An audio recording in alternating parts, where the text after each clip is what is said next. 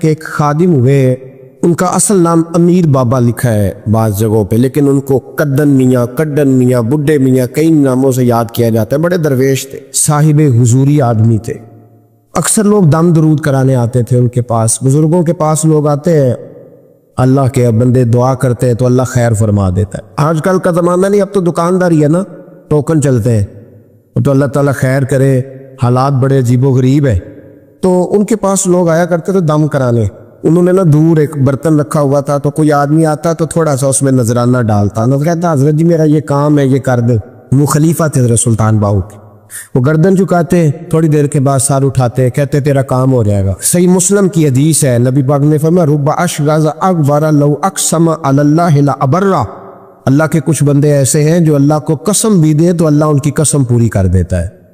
ان کے کپڑے مٹی سے بھرے ہوتے ہیں، پر اللہ کو کہہ دے تو اللہ کر دیتا ہے۔ حضرت سلطان باہو کے وہ خلیفہ کہتے ہو جائے گا تو ہو جاتا۔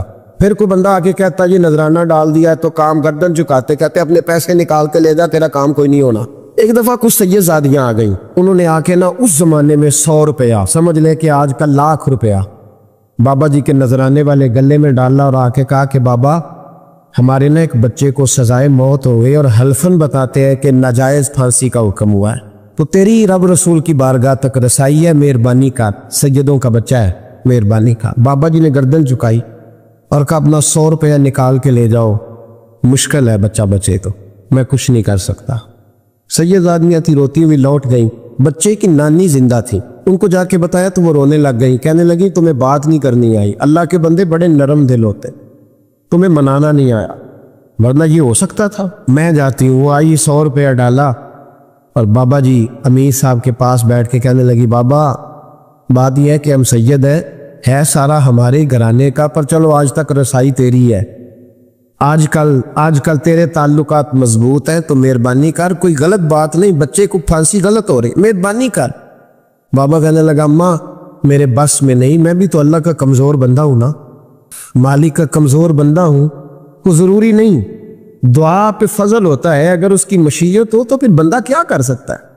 تو اماں یہ کام نہیں ہو سکتا۔ تو اماں رونے لگ گئی، کہنے لگی کوئی نہیں، میں قیامت کے دن حضور کی بارگاہ میں تیری شکایت کروں گی، میں کہوں گی کہ میں نے بتایا تھا میں سید ہوں، اس نے توجہ ہی نہیں کی، میرا کوئی خیال ہی نہیں کیا۔ بابا صاحب فرمانے لگے اماں پیسے نہ نکالنا، جا تیرا کام ہو جائے گا، جا تو ہو گیا تیرا مسئلہ حل، ہو جائے گا۔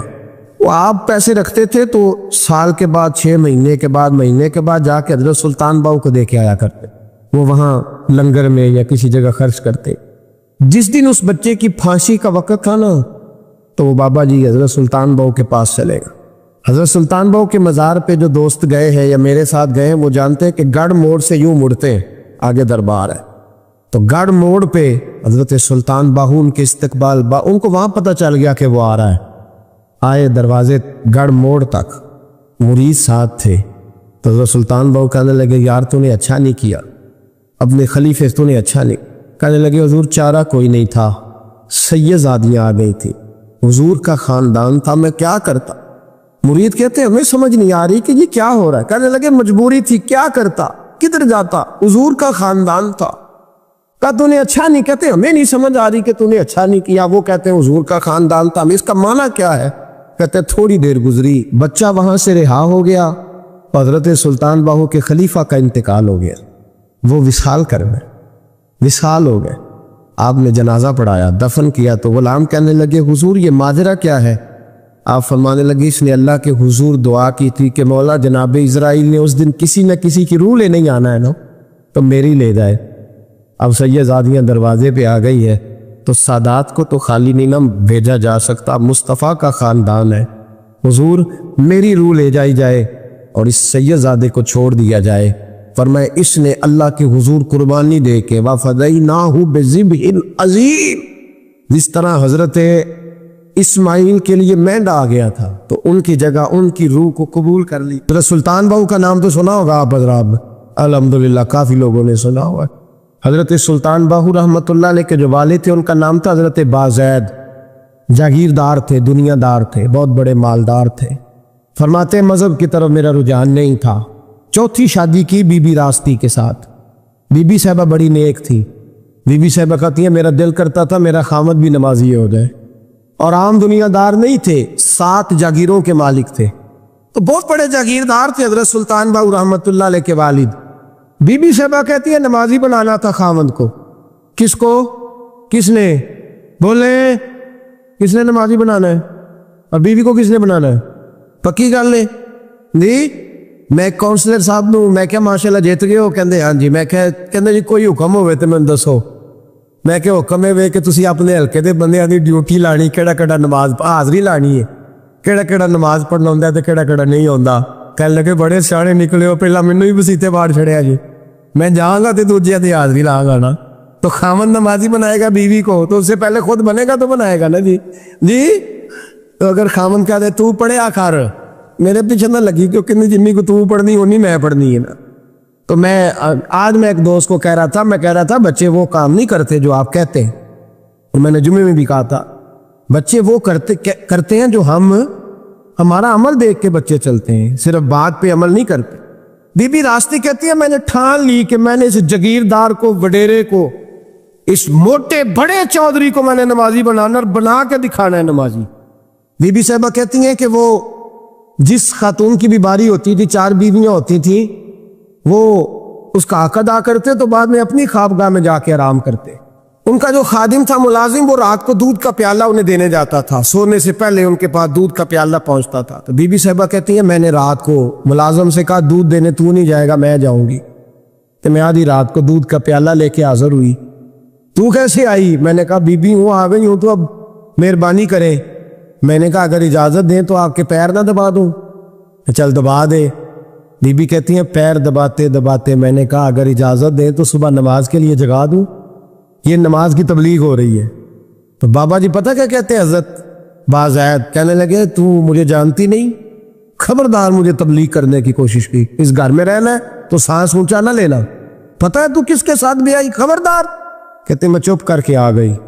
اگلے دن پھر دودھ لے کے پہنچ گئی تو انہوں نے آنکھ کھول کے دیکھا میری طرف، پھر آ گئی ہے.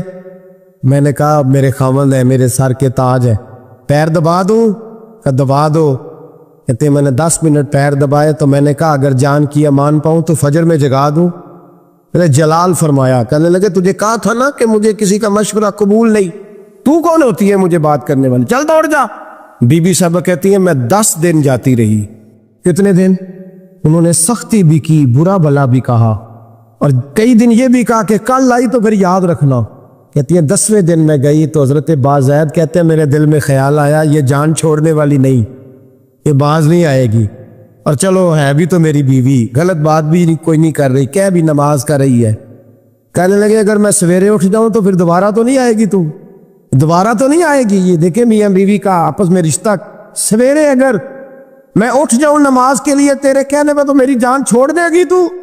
بی بی صاحبہ کہنے لگی میں دوبارہ نہیں آؤں گی، آپ مہربانی کریں سویرے اٹھ جائے. کہنے لگے چل تو میری بیوی ہے، ایک بار مان لیتا ہوں تیری بات، سویرے جگا دینا. بی بی راستی کہتی ہے میں پہلے سو کے اٹھا کرتی تھی، وہ رات میں سوئی نہیں. کہتے میں ساری رات رو کے گزار دی، ساری رات، اور بیدار رہ کے گزار دی.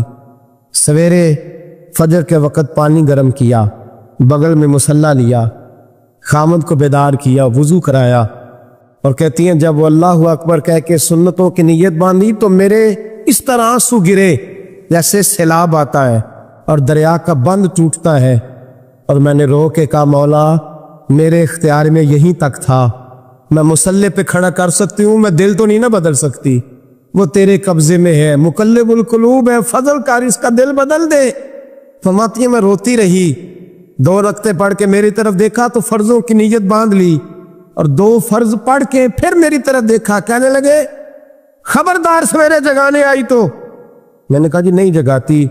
میری طرف دیکھ کے کہنے لگے تو نہیں جگائے گی آج کے بعد میں تجھے نماز کے لیے جگایا کروں گا، میں تجھے جگاؤں گا. آپ فرمانے لگی وہ نمازی بن گئے، میں پہلے ہی نمازی تھی. جب ان 2 نمازیوں کا ملاپ ہوا تو اللہ نے سلطان باہو جیسا بیٹا تھا.